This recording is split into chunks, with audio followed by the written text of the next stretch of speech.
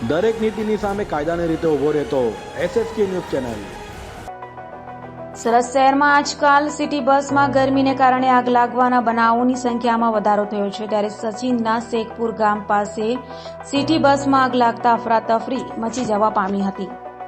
સુરતની city bus કે પછી BRTS બસ આમ તો સતત વિવાદમાં જ રહે છે। રોજ સવાર પડે ને કોઈ અકસ્માત કે પછી બસમાં આગની ઘટનાઓના સમાચાર મળે છે।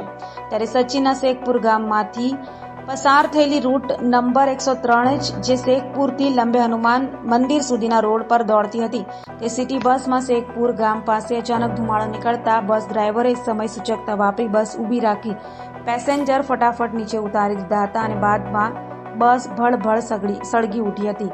આગની જાણ ફાયર બ્રિગેડને કરવામાં આવતા લશ્કરો ઘટના સાથે પહોંચી જવા પામ્યા હતા અને આગ પર પાણીનો સતત મારો કરી કાબુ મેળવવામાં આવ્યો હતો। આગમાં કોઈ જાનહાનિ ન થતા તંત્રએ હાશકારો અનુભવ્યો હતો। દરેક નીતિની સામે કાયદાની રીતે ઊભો રહેતો SSK ન્યૂઝ ચેનલ।